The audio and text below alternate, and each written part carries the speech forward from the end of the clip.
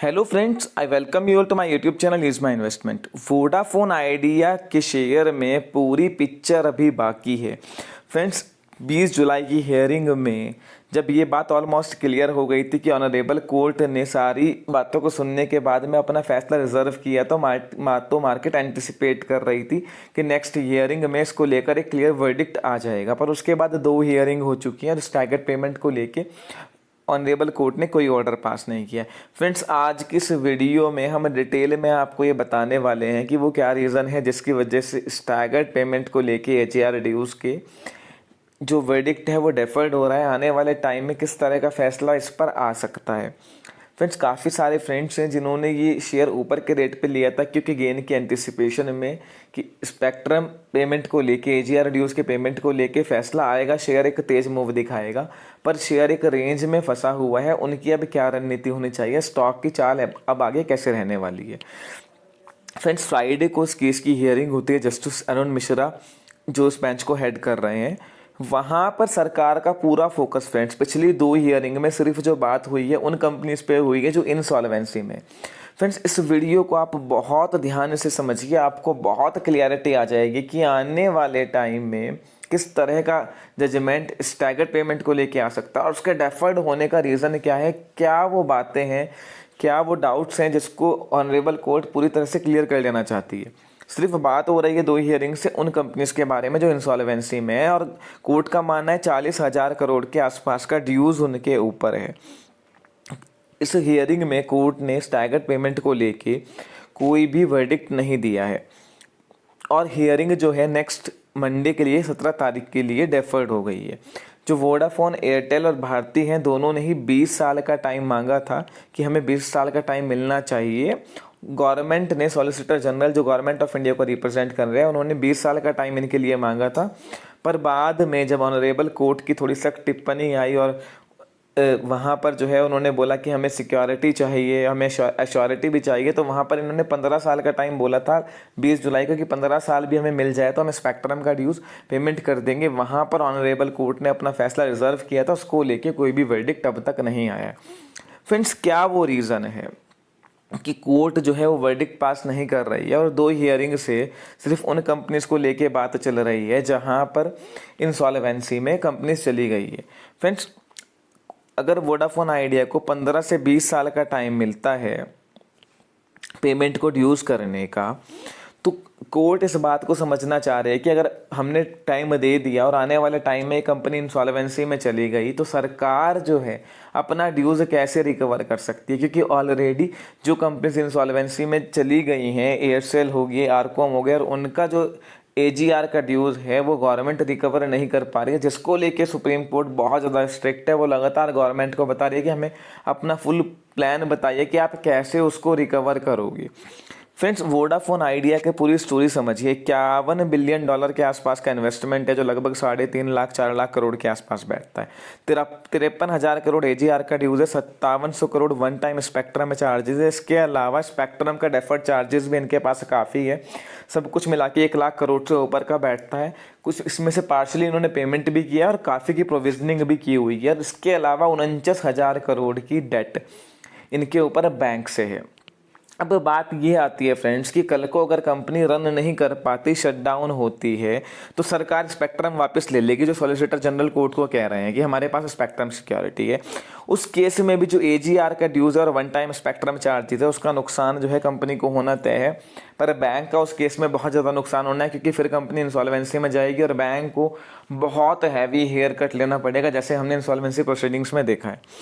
Friends, अब सबसे बड़ी बात ये आती है कि जब स्पेक्ट्रम ऑक्शन हुआ था तब 11-12 प्लेयर मार्केट में थी, इंडस्ट्री बूम पर थी और स्पेक्ट्रम लेने के लिए होड़ मची हुई थी।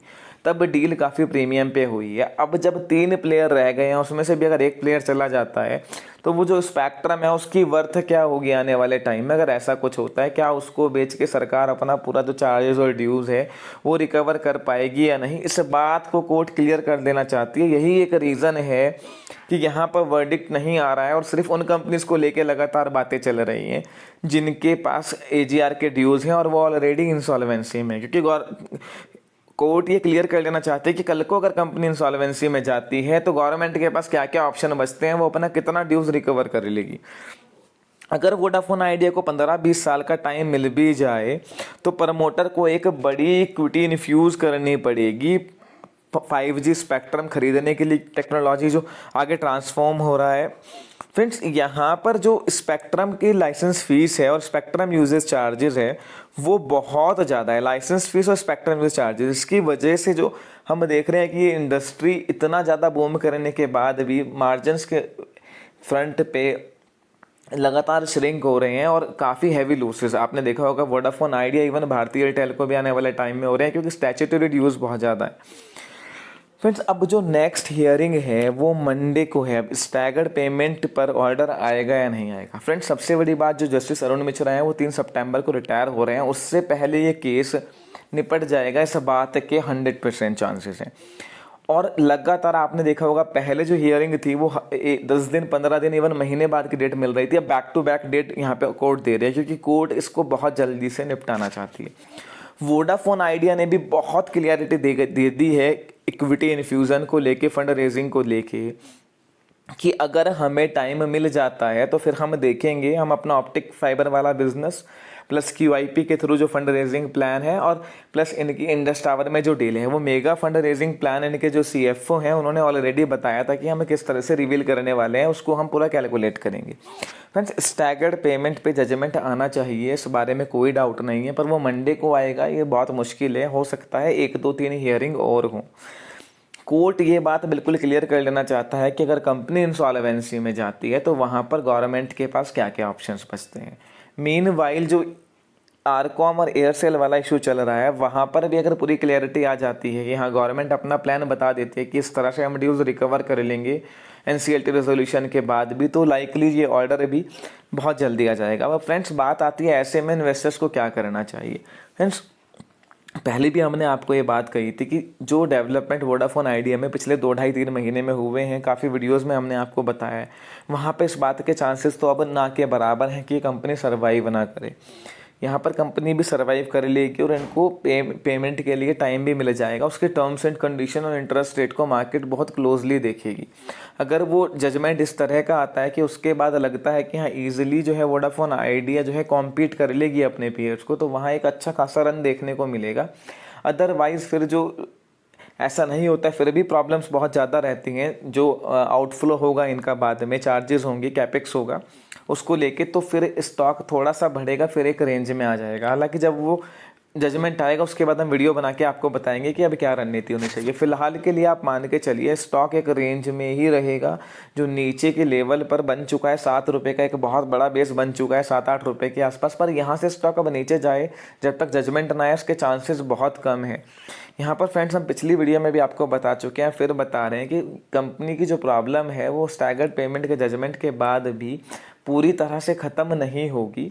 तो वोडाफोन आइडिया में एक क्लियर कट स्ट्रैटेजी होनी चाहिए कि बहुत बड़ी क्वांटिटी के साथ बचें, छोटी क्वांटिटी के साथ इन्वेस्टेड रहिए, और अगर ये प्रॉब्लम्स रिजॉल्व होती हैं तो आने वाले टाइम में एक बड़ा मूव वोडाफोन आइडिया में हमें देखने को मिलेगा। पर मंडे को जजमेंट आएगा, इस बात के चांसेस बहुत कम है।